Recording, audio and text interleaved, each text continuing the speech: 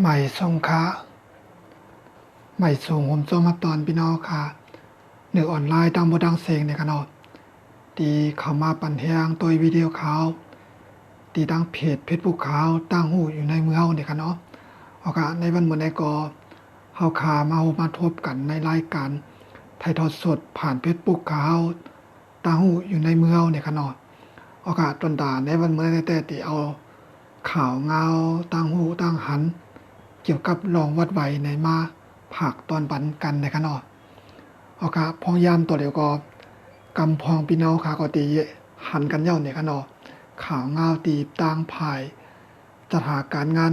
อันนั้นก็ภายจนาตีภายตัวแห่งกันขนาดนอก็ไล่ปันพ่างมันจึงว่าออกข่าวมาป้อว้าวค่ะมันจึงว่าป้อเป็นคนไทยนั่นขนาดนอป้อเป็นเจ้าของโปรลิงเวอร์น่าอย่างสิ่งนั้นเป็นคนตีขา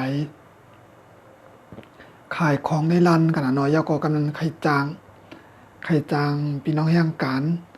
ในก็แต่ละเฮ็ดจอมปักเปิงจอหนังเปิ้นตำวางไว้นั่นขนาดนอเอาค่ะปักเปิงอันเป็นอันดีออกมาในปีในนั้นขนาดเนาะอันว่าปักเปิงขายของหน้าร้านวันขนาดนะอันในพี่น้องค้ากำพองก็ที่คู่กันอยู่ในขนาดเนาะเอาค่ะมาทบกันในวันมื้อในก็เปลี่ยนเหริน7ลับนะคะเนาะก็เป็นวันเหรินลับนะคะวันใดก็เป็นวันฉินเหมือนกันนะคะเนาะหมายสงรับตอนพี่น้องค่ะกูก็นะคะเนาะที่เข้ามาปั่นแฮงโดยวิดีโอข่าวนะคะเนาะ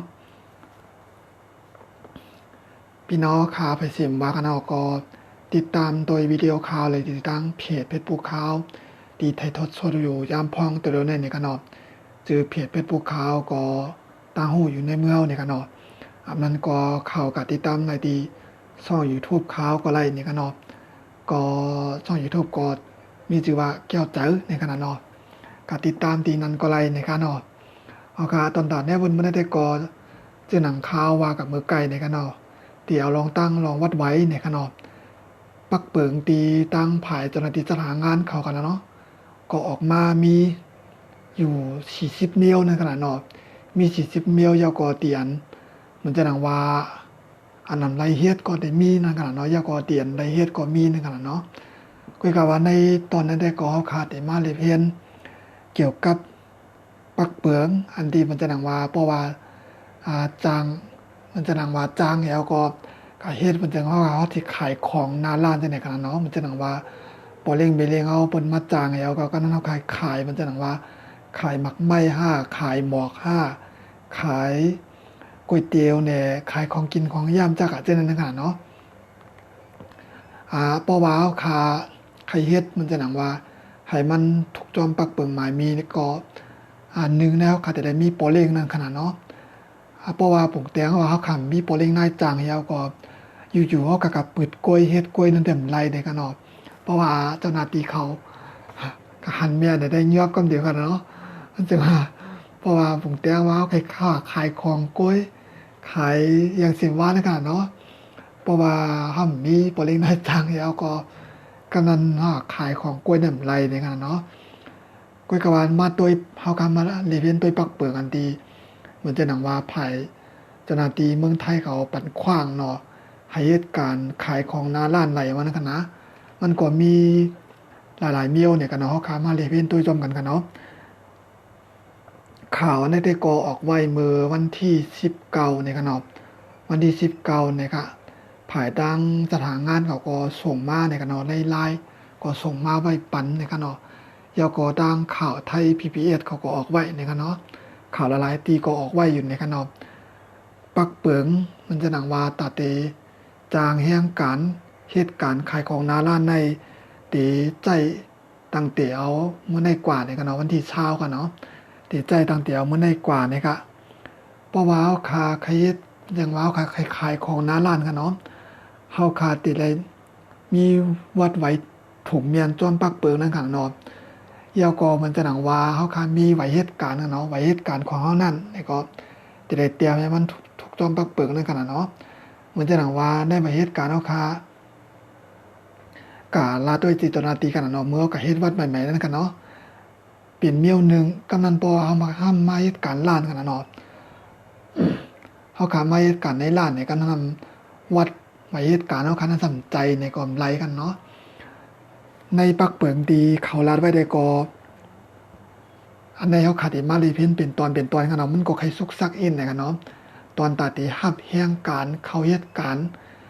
วิทยากรขายของนาล้านขนาดเนาะมันก็มีขั้นตอนนิดนึงนะครับอันนี้เป็นตาโปเลี้ยงก่อนกันเนาะโปเลี้ยงในมันเตอะไรมีไว้พุทธหนังว่าที่กาลัดไว้ที่กัดเจียงไว้ที่ไผจัดหากานั่นขนาดเนาะว่าเฮาขายเฮาเฮ็ดร้านจังไหนในขนาดเนาะมันก็สิมีขนาดเนาะเพราะว่าพี่น้องค่ะก็ติหันกันเนาะมันจึงว่าพวกพี่น้องค่ะยามอยู่ร้านขายของแต่ในขนาดเนาะเพราะว่าที่กะโตวัด5นั้นก็ที่กะรายงานโต5ในเอกสารของนายจ้างเฮาค่ะนั้นในมันติมีขนาดเนาะมันจึงว่าไว้แจ้งปอเลี้ยงเขาขายเขาขายอย่างก็ยังกันนะมันจะหนังว่าผงเตี้ยงว่าข้าวเป็นปอเลี้ยงเปิดในขนาดเนาะอันนั้นแต่ก็ลาดผงเตี้ยงขนาดเนาะข้าวขายมันจะหนังว่าข้าวขายข้าวพักในขนาดเนาะการนั้นข้าวติดปืนล้านขนาดเนาะข้าวติดได้กัดแจงที่ไผ่สถานการณ์ในขนาดเนาะอันที่เขาว่าไผ่เขาว่านายทะเบียนพาณิชย์ในขนาดเนาะมันจะว่าไผ่กล้าขายในขนาดเนาะเพราะตั้งแต่ก็ได้เป็นไผ่กล้าขายในขนาดเนาะก็จะได้กัดเจียงดีนั้นขนาดเนาะเพราะว่ากัดเจียงในก็แต่มีเจ้าหน้าที่ก็ได้ออกปันไว้นั่นขนาดเนาะออกปันไว้เจียงแล้วก็นั้นก็ปอลี่ครับก็จะได้มีไว้นั้นไว้เนี่ยค่ะเกี่ยวก็กันก็เพราะว่าปอลี่เขาขันมีนั่นในก็มันจะหนังว่าร้านค้าขายนั่นอำโนไว้เจียงในก็ให้มีมันจะว่าเจ้าหน้าที่ออกปันกันเนาะเจ้าหน้าที่ผ่ายด้วยกันก็ขายนั่นขนาดเนาะออกปันวานล่านั้นในอำโหลดเจียงไว้การค้าขายในขนาดเนาะก็ได้มีในขนาดเนาะมันก็ได้มีมันจะนังว่าหลายตัวในขนาดเนาะโปรตั้งไทยได้ของว่าทะเบียนพาณิชย์ในขนาดเนาะทะเบียนพาณิชย์นะครับอันในปอลี่เขาการันตีได้มีไว้นั้นไว้ในขนาดกำนันก็โปรตอนตาลูกจ้างห้ำแต่ได้มีมันจะนังว่ากันต่อกันเนาะที่ได้มีวัดนั่นขนาดเนาะที่ได้มีเหตุการณ์ให้มันถูกเมียนจอมในขนาดเนาะในวัดเท่านั้นขนาดมันเขารัดไว้ว่าให้เตรียมจะหลังว่าจื้อนายจางไว้ป้าเนี่ยครับมันจะหลังว่ามันก็จะมีขนาดเนาะวัดที่เขาขายในขนาดเหตุการณ์นั้นตั้งนาก็จะมีข้อมูลของเขาในขนาดเนาะตั้งหลังก็จะมีจื้อนายจางเขาในขนาดเนาะยก็จะมีอีปาว่าเขาเหตุการณ์อย่างขนาดเนาะมันจะหลังว่าพวกพี่น้องค่ะเหตุการณ์ร้านขายร้านอาหารตามสั่งในขนาดเนาะก็ในวัดพี่น้องค่ะก็จะได้มีป้ามันจะหลังว่าขายร้านอาหารในขนาดเนาะแล้วก็กรรมกรเนี่ยครับเตรียมมากรรมกรแล้วก็ร้านขายร้านอาหารจากอาจจะในขนาดเนาะแล้วก็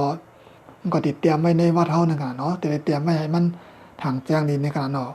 เพราะว่าทางแจ้งดีมันจะหลังว่าเจ้าหน้าที่เขามากดแล้วก็นั้นผมแจ้งว่าเขาค้าขายเหตุการณ์ในร้านในขนาดเนาะเหตุการณ์ในนั้นเขาพากันพอเจ้าหน้าที่เขาเข้ามาตรวจได้กันนั้นพอเขาย้อนตัววัดเฮาไหนกันนั้นเพราะว่าตัววัดเฮาก็เพราะว่าวัดเฮาทำถูกเมียนเนี่ยก็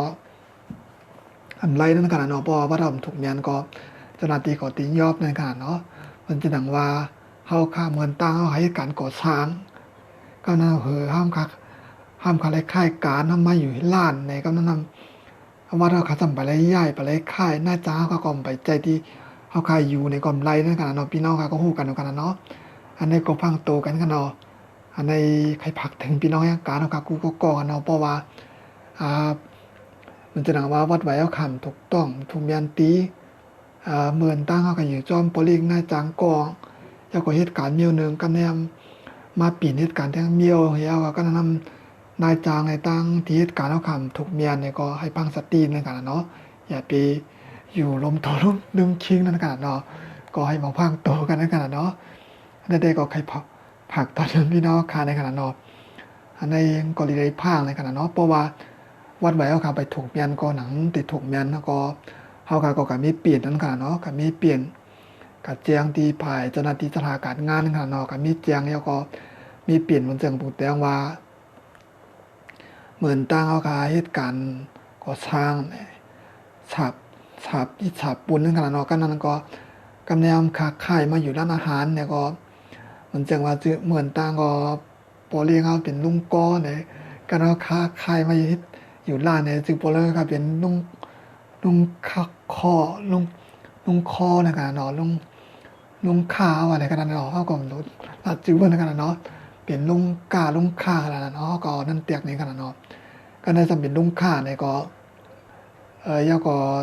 เขาก็การมีเปลี่ยนนั่นกันเนาะในวัดเอาให้มันเปลี่ยนจอมถูกเมียนจอมปักเปิงนั่นกันเนาะอันนี้ค่ะที่มารีเป็นตัวจอมค่ะอันปักเปิงที่เขาลาดไว้ได้ก็เพราะว่าปอเลี้ยงนายจางเพราะว่าใครจางลูกน้องเป็นเฮียงการนั่นกันเนาะต่างเจ้าคือใครจางเนี่ยทำแต่ได้มีไว้มันจะนังว่าไว้จ่ายภาษีกันเนาะนั่นก็ว่ามันไว้สร้างขวัญนั่นกันเนาะเพราะตั้งแต่กันเนาะสร้างขวัญแต่ได้มีไว้นั้นไว้ในกันเนาะมันจะนังว่าเมื่อป่นมานั้นปอเลี้ยงเขาขาที่เขาขายอยู่จอมไหนในกันเนาะข้าวติดแตกนี่ง่ายๆกันเนาะมันจะนังว่าข้าวปิดร้านกันเนาะข้าวปิดร้านนี่กำนันว่าเมื่อป่นมาในข้าวจ่ายภาษีในกันเนาะกูปีจ่ายกูปีปันขาได้ปีในกันเนาะอันนั้นก็มีตื้อตังในกันเนาะนั้นก็ว่ามีสิทธิ์ในกันเนาะมีโอกาสมีตื้อตังจางไรเฮียงการขายของหน้าร้านในกันเนาะจางไรตัดหนึ่งก่อนเลยค่ะจางไรตัดหนึ่งก่อนเลยค่ะเนาะยาวก็ปอลิงนายจางตีนจังว่าขายร้านอาหารแล้วก็ใครจางเฮียงการตีมาเฮ็ด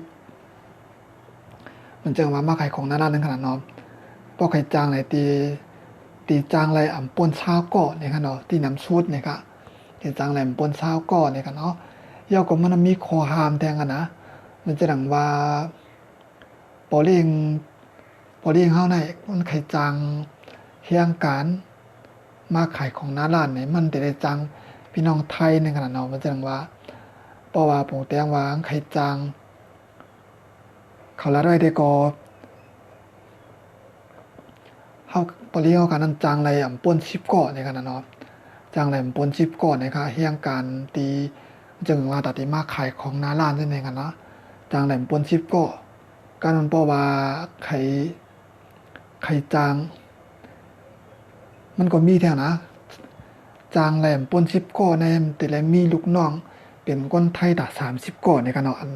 อันนี้ก็ขว้างปันค้ากันเนาะอันนี้วางงานก็ข้าวเตรียมไว้ก็ลืมกันในกันเนาะข้าวเลยต้อยขึ้นเนี่ยเนาะอันนี้เพราะว่าผมเตรียมว่าข้าวเป็นปอเลี้ยงเปิ้นในกันเนาะการนั้นเพราะว่าข้าวใครจางพี่น้องแห่งการมาเขามาเฮ็ดการในร้านข้าวแล้วก็ให้มันจังว่าให้มันไปขายหน้าร้านได้ในกันเนาะแล้วก็มันทำแต่ไรข้าวได้ทำแต่ไรจังเป็นพี่น้องไทยในขณะเนาะแต่30ก่อนนะครับแต่30ก่อนนะครับเพราะว่าขาดมีลูกน้องเป็นคนไทยแต่30ก่อกันก็จังไกจางไรเฮียงการแต่10ก่อในขณะเนาะจังไกจางไรเฮียงการแต่10ก่อนะครับก็นั้นเพราะว่าใครจางเฮียงการหรือการนั้นเทียงเนี่ยก็ทำแต่ไรจางคนไทยทางแต่10ก่อในขึ้นกะว่ากันนะอันในข่าวที่รัดไว้เจอนั่นในกันเนาะเจงกาขาวไข่จางกันเนาะไข่จางเฮียงการเทียงในกันเนาะ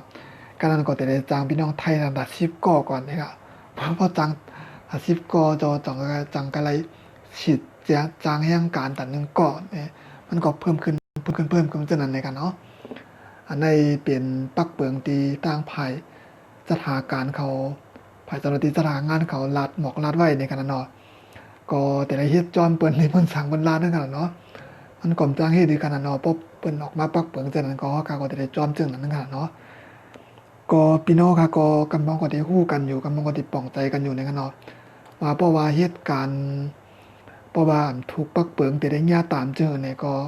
พี่น้องค่ะก็ได้ฮู้กันอยู่ในกันเนาะอันนี้ได้ก็มาหมอกลาดีกันให้กันโกเนี่ยก็ได้ก่อมใจกันเนาะมันจะนำมาพางสติกันให้โป้ฮู้ไว้ให้เราเป็นตั้งฮู้ไว้ในขณะเนาะพี่น้องค่ะก็กำพองก็ได้ฮู้กันอยู่ในกันเนาะเพราะว่ามันจะนำว่าโป้เปลี่ยนมันจะอันได้เป็นแต่เฮียงการกันเนาะมันจึงเฮียงการกูก็กันเนาะอันดีไม่ให้การในเมืองไทยในกันนะเพราะว่า เหตุการณ์อำถูกเมียนตีห้าอำนั้นก็วัดอำถูกห้าอำถูกปอเลี้ยงใจตีงห้าอำนั้นก็มีวัดห้าจากอาจจะในงานเนาะเพราะว่าเจ้าหน้าที่เขากดทัดญาเมียนในก็แต่ไรญาตามไหมในงานเนาะไหมเงินแต่หาเฮงในงานเนาะหาเฮงถึง50,000ในขนาดเนาะหาเฮงถึง50,000นะครับเพราะว่ากันนั้นเพราะว่าไหมยาวกันนั้นเพราะว่าจ่ายเงินอันดีบนหมากไหมยาวกันนั้นบ่ได้ส่งมือขึ้นในขนาดเนาะที่เป็นเจ้านั้นนะครับบ่ได้ส่งมือขึ้นเมื่อเงาในขนาดเนาะก็พางกันในขนาดเนาะยาวกันน้ำตาปอเล้งในขนาดตาปอเล้งห้ามเพราะว่าผมแจ้งว่าจางแห่งการที่มีวัดมีไว้นั่นขนาดเนาะยาวก็จางแห่งการจังว่ามันไปถูกเมียนจอมปักเปิงจังว่ามันใจในวัดไปใจชื่อก็เปลี่ยนปอเล้งนั่นขนาดเนาะก็มันก็มีปักเปิงไว้ว่าเพราะว่าผมแจ้งว่าเขาขับเป็นแห่งการในเขากาเหตุการณ์อะไรก็ย่อปอเล้งนายจางเขาก็ให้เป็นก็เตียนเขากาเหตุการณ์จอมเนี่ยที่เป็นเช่นนั้นขนาดเนาะเพราะว่าปอเล้งให้ป้องจางไงมันติญาตาม10,000ในขนาด10,000 ถึง 100,000ในขนาดที่เป็นเช่นนั้นขนาดต่อแห่งการ1ก้อนในขนาดเพราะว่ามันจึงว่ากันมันเปิ้นมากดยามแม่เนาะกันนั้นพอเปิ้นไหมกาเงินยาวกันนั้นเผอไหว้มาสำเฮ็ดแทงเฮ็ดผิดแทงนี่ก็ได้ญาตามแทงญาตามไหมแทง50,000 ถึง 200,000 บาทในกันเนาะยาวก็ติหามจางแห่งการตา3 ปีในกันเนาะที่เป็นเจ้านั้นกันเนาะอันนั้นได้ก็ติเปลี่ยนปักเปิงที่ตั้งภายเจ้าหน้าที่แห่งการเขาปืนขาวรัดไว้ในกันเนาะอันเมื่อไกลเขาลาดกว่านั้นมันก็ป่วนหวังมันก็ป่วนกลายเป็นในกันเนาะอันนี้ก็คว้างปัญหาเนาะผมตุ้ยก็ข้อมูลมันนำกับผมตุ้ยมันจะนะว่าเตรียมไว้ผมตุ้ยก็หวังฟ้องก็ติลืมในขนาดเนาะเขาก็ได้ตุ้ยอีกนึงในขนาดเนาะอันนั้นได้ก็ในรายการนั้นได้ก็ติ่มปีอย่างนั้นเนาะก็เราพอเปลี่ยนนั้นมันจังว่าเป็นข่าวเต้ๆเป็นช่องข่าวว่าช่องทีวีเดินไล่กันเนาะบ่รัดพี่แถวกันนะว่าคาร์ลโรมามีรัดขึ้นน่ะแต่ไล่กันเนาะกำเปิ้นจางเฮาเฮ็ดเอากันเนาะกำเปิ้นใจเอาออกกันเนาะได้เป็นนั้นกันเนาะบ่เป็นข่าวอันที่อันจังว่าเป็นผู้ปักปืนข่าวเป็นทางการนั่นกันเนาะอันนั้นได้ก่อมใจว่าข่าวเป็นทางการได้ก่อมใจกันเนาะเฮาก็ก็หาข่าวอันที่มันใจที่อันนั้นแม่นที่เสียก็มาลัดนี้กันนั่นกันเนาะป้อมใจข่าวอันที่แอลกอฮอล์มาลัดนี้กันให้มันดีด้วยกันเนาะกำเฮาค่ามันจะดังว่าข่าวอันที่เมียนอันถูกเฮาก็ยินเปิ้นมาละลายแล้วก็กันเฮาคำทัดตัวแล้วก็เฮาก็ลาลีลาดกว่าเอามาตั้งเด้อเพจเด้อออนไลน์จากอาจจะในก็กำยาปักเปิงคอมพิวเตอร์นั่นกันเนาะมันดีในกันเนาะเฮาก็ตั้งยาตามในกันเนาะก็เลยพางในกันเนาะก็เปิ้นจังนั้นก็ดีที่พางกันนั่นกันเนาะเมื่อไกลตีข้าวคามป่วนกันในมันก็มีกันเนาะมันจังว่าปอเล้งนายจ้างค่ะในเพราะว่าเปิ้นติดตัวจอมว่าปอเล้งนายจ้างก่อนไหนนะก่อนไหนมันจ่ายภาษีเป็นเจอนึงขนาดเนาะมันจังว่าจ่ายเงินช้างขวัญนึงขนาดมันจ่ายมันช้างขวัญปีในมันช้างขวัญกาหือนั่นขนาดเนาะเปิ้นก็ได้มาเจียตุ้ยก่อนในขนาดเนาะตอนตัดติดจางแห่งการขายของหน้าร้านในกันเนาะมันก็ขั้นตอนก็ใครชกสร้างยุงยางไว้ในกันเนาะพอมาตุยจอมปักเปิงตีอันนี้ภายเจ้าหน้าที่แห่งการเขาออกไว้กันเนาะมันก็ใครชกสร้างไว้อินเลยค่ะอันนั้นได้ก็อยู่ที่ว่าที่เฮ็ดจอมเนี่ยเฮ็ดจอมนั่นก็อยู่ที่ภายดังปอเล้งนายจ้างนั่นกันเนาะที่เจ้าของร้านเจ้าของที่เฮ็ดกันก็ขายนั่นกันเนาะเฮาก็กอมจังก็วางเปิดนั่นกันเนาะอันนั้นได้ก็อยู่ที่เขาเจ้าในขนาดเนาะตะตั้งภายปักเปิงภายแห่งการได้ก็ออกมาเจิงนั่นขนาดเนาะก็ติดใจต่างเตียวันได้กว่าค่ะเนาะวันที่เช้าค่ะเนาะอยากก็สังเกตว่าพี่น้องแห่งการเนาะครับเหตุการณ์เนี่ยก็ปัดไว้ไปถูกเมียนตีเนี่ยก็ค่ายนั่นค่ะเนาะค่ายอันนั้นที่ถูกเมียนตีค่ะเนาะแล้วก็เพราะว่าเฮาฮู้โตค่ะว่าวัดไว้ว่าคำไปถูกเนี่ยก็ไปถูกเมียนตียังมีลองอยากผืนเรื่องลองเงินต้วงเนี่ยก็ ลองหลายตั้งในก็สติกินนั่นขนาดเนาะก็จะปีป้อยอยู่ลงตัวเรื่องเค้งนั่นขนาดเนาะอันนี้ก็เป็นข่าวเงาลองวัดไหวในมาผักตอนบันกันในกันเนาะยากอบใครผักพังถึงแดงก็สังเกตว่าพี่น้องคาติเช่อย่างกระเย้าขนาดเนาะก่อนเลยพังอีกนึงในขนาดพอเข้าขาหันข่าวในก็เข้าขาก็ด้วยละลายตั้งก่อนในขนาดเนาะมันจะนังว่าข่าวเงายังเสียมบ้านในขนาดเนาะเข้าขาก็ป้าว่าเข้าขาหันข่าวภายใต้กระเย้าขนาด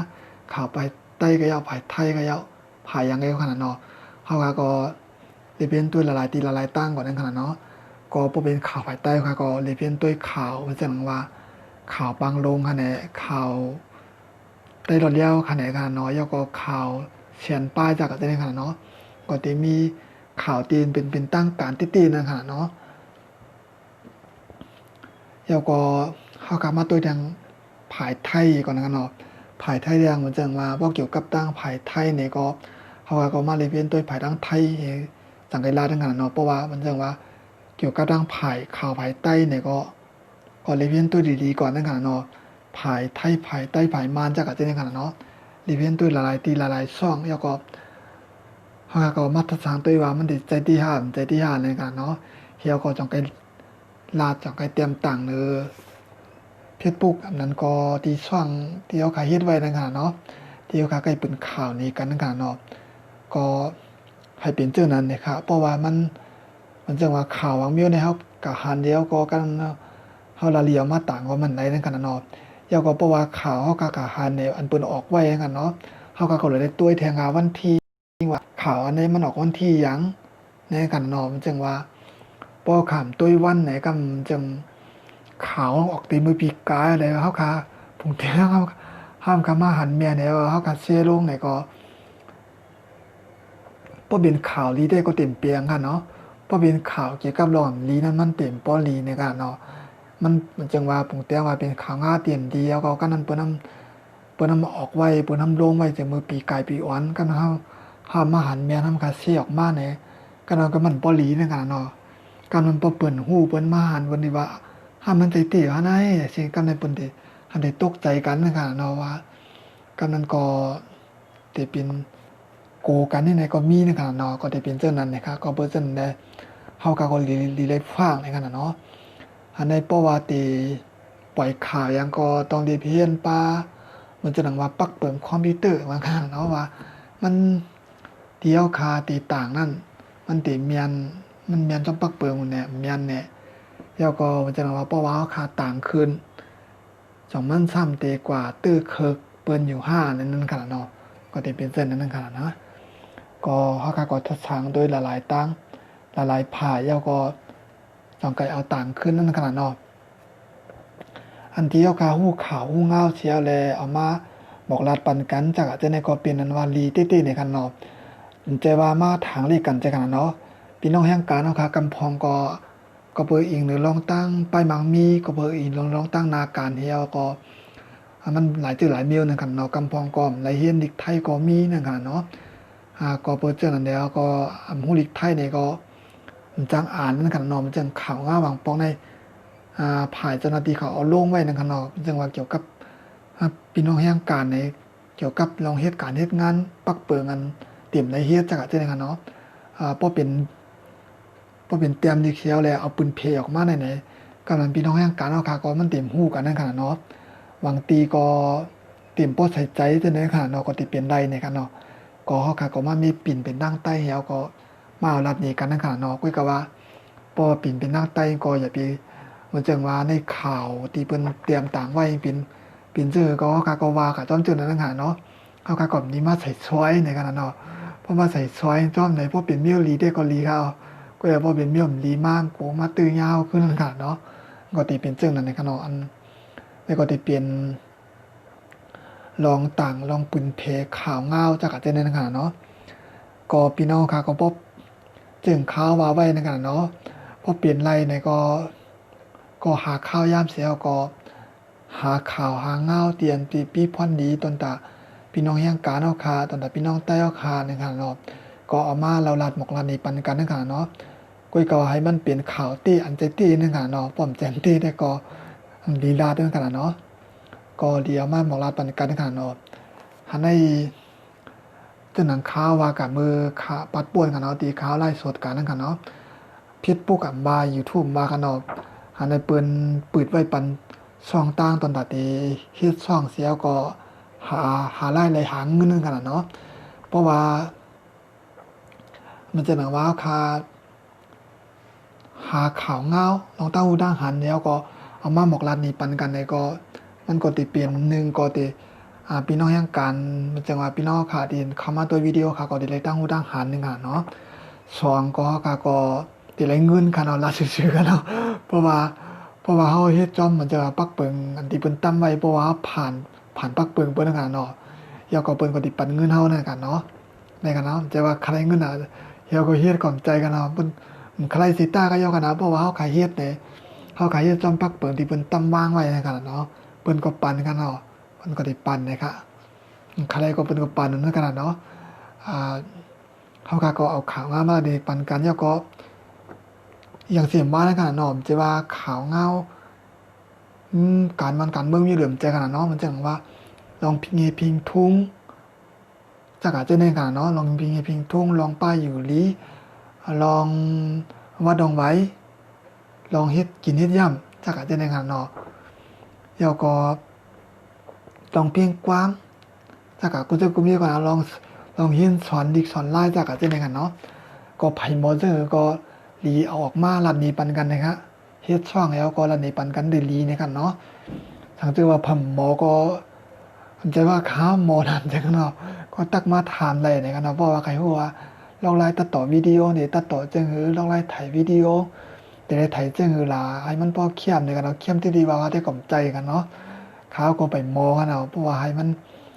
นเข้มมันจะหนังเปิ้นหมอตัดต่อในคอมพิวเตอร์แล้วก็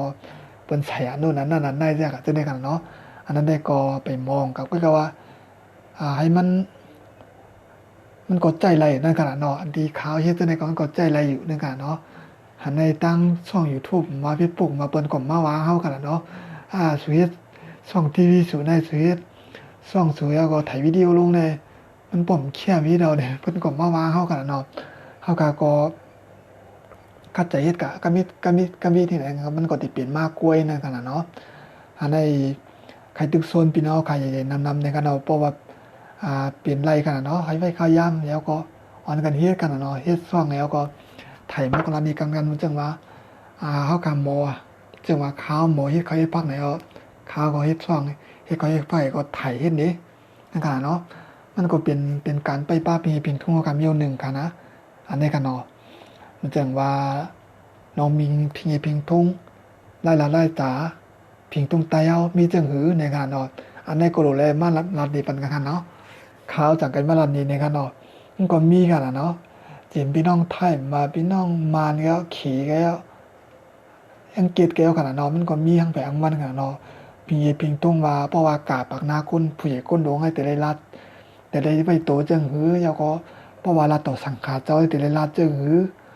เพราะว่าลาต่อเจ้าผู้ใหญ่คุณเอาข้ามไปแต่ได้รัดจังหือแล้วขนาดเนาะก้อยก็ว่าเฮาแต่พี่น้องแต่ก็ได้ตัวได้ก็มีอยู่ในกันเนาะในปืนมันแต่มีไว้อยู่ในกันเนาะก้อยก็ว่าจะเหมือนอย่างเราข้ามมาเอาจะนำมาอ้ามนัดนั้นในมอบอับปันกวนเมืองเยาในกันเนาะก็มีเยาในกันเนาะมีไว้ปืนหลายกล้วยเนี่ยก้อยก็ว่ากำนันก็เปิ้นเมืองเฮาเนี่ยเป็นเมืองพุทธภาษากำนันขนาดเนาะก็คาอะไรกับ10 ล้านต่อสังขารเจ้าในขนาดเนาะเพราะมันก็มีหลายล้านขนาดเนาะลองพิงตุ้งลองจาในเพราะว่ามาลัดนี้กันเนี่ยก็มันได้หายมันได้ลืมก็นั่นก็ลูกล่างเฮาอันเกิดมาก็มันได้ฮู้นั่นกันเนาะว่าจ้องว่าใต้เฮานี่มันก็มีอยู่ในกันเนาะไล่ตาลองพิงทุ่งลองกินลองย่ำจักซื้อในลองนุ่งไว้จังในกันเนาะพอลองนุ่งลองไว้ได้ก็มันก็ติหายง่ายๆกันมันก็ติมีอยู่เนี่ยค่ะอันใดก็เปกำนันก็พี่น้องค่ะก็พวกการจ้องเนี่ยก็ให้ลูกหลานเฮาก็ใส่โคตรใต้กันเนาะมันก็ลืมหนังเก่าเนี่ยค่ะก็ว่าลองลาดองจ๋าลองไม่โตกะมาปักนาก้นใหญ่ก้นหลงถ้ากะจะในกอแล้วมาลัดนี่ปันกันนั่นขนาดเนาะ โปรลัดนี่ที่ก็โปรลัดก่อนที่ก็ที่ยาวกว่าที่ในกันเนาะก็คือว่าคำนั้นได้ก็เอาลองทั้งลองวัดไว้ในกันเนาะลองวัดไว้เอามาผักตอนหมกลานนี่ปันกันนะครับว่าปักเปิงอันที่ตัดจางเฮียงการขายของนาล้านนั้นก็นาล้านนั่นในกันเนาะมันก็มีมันจังว่ามีขั้นตอนมันในกันเนาะจะว่าใครจางก็จางแต่กันเนาะปอขามดีเว้นตุ้ยปักเปิงนี่แต่ก็มันจังว่าพบนบันจ้างก็จางแต่ว่าเจ้านั้นขนาดเนาะแต่เพียงเจ้านั้นกันเนาะวิกว่าเจอในกันเนาะมันก็มีเหตุผลของมันในกันเนาะว่าแต่ติจางแห่งการมาขายของนาล้านนั่นแต่ละมีขั้นตอนจะหือในตั้งไผ่เจ้าหน้าที่สถานงานเขาก็รัดไว้อยู่ในกันเนาะเพราะว่าพี่น้องค่ะใครติดตามตัวไผ่ไทยเนี่ยก็ไล่กันนะเนาะก็เข้ากับตัวเว็บไซต์ของไผ่เจ้าหน้าที่สถานงานเขาแล้วกันเนาะปกติเป็นข่าวไว้อยู่เนี่ยค่ะเอาการต้นตาวันมันได้ก็แล้วลองตั้งข่าวงาวัดไว้ในกันเนาะก็มาผักตอนบันพี่น้องค่ะที่เข้ามาติดตามตัวไลฟ์สดข่าวที่ตั้งเพจปุ๊กข่าวตั้งอยู่ในเมืองในกันเนาะเอาค่ะเพราะว่าตั้งนามาเขาก็จังไกมาพบจอมันแทนในกันเนาะต้นตามันได้ก็เด็กก็ดูรายการตั้งหูดังหันเขาไว้ที่ในก่อนนะครับเขาคาจังไกมาพบจอมกันแทนในกันเนาะพองยันตัวเดียวก็ตีเข้าใจกันเนาะข้าวผลเนี่ยในกันเนาะพี่น้องค่ะก็พังอยู่พังกินพังไปอยู่ดีกันทั้งไปทั้งบ้านในกันเนาะพอข้าวผลเขามากก็หันมาจอมก็จะเป็นยุ่งในกันเนาะพอยุ่งพอใกล้ปันยุ่งครบเนี่ยก็ห้ามตีจังเปลี่ยนเขาว่าไข้เลือดออกนั่นขนาดเนาะไข้เลือดออกนั้นก็ห้องวันหนาวนูกนั่นขนาดเนาะก็ติเปลี่ยนนั่นเนี่ยก็ไข้เลือดออกได้ก่อนง่ายๆเนี่ยก็เนาะพอเปลี่ยนมากก็จังชุ่มมาสักใส่ใจกับจ้อมเนี่ยกันนะมันก็ง่ายเหมือนกันครับถ้าเปลี่ยนโยกาในก็ห้าวแห้งเหมือนกันเนี่ยกันเนาะเพราะว่ามันเปลี่ยนมากเนี่ยกันเนาะก็เปิดเจ้านันแดในก็พังอยู่พังกินเนี่ยกันเนาะเพราะว่าห้องที่เขาจะอยู่เฮือนที่เขาอยู่นั่นเพราะว่ามันมีมุ้งลวดเนี่ยก็เพราะว่าตีนอนกลางคืนมากก็กลางภาคกลางให้นั่นขนาดเนาะกลางภาคกลางให้สังไกนอนเนี่ยก็เพราะว่ามีภาคกลางก็ให้ซื้อนะครับเนาะจำข้าวโพดนะครับเนาะเพราะข้าวโพดก็ยุ่งตีนน้ำนั่นนะครับเนาะแล้วก็ตัวเดียวก็จึงว่ากันเนาะจะลุกเตือนย่างนั่นก็หายที่ก่อนไปใจได้กันเนาะมันก็ตึกใจพังกันกินนะครับเนาะก็เฮ็ดจอมดีตั้งไผ่ปักเปิงเมืองไทยไผ่เจ้าหน้าที่มีปุ่นพรเขาหมอกระดาไว้นะครับเนาะก็เฮ็ดจอมปักเปิงเปิ้นในขนาดเอากายินโจมพี่น้องค่ะกูก็ในขนาดค่ะ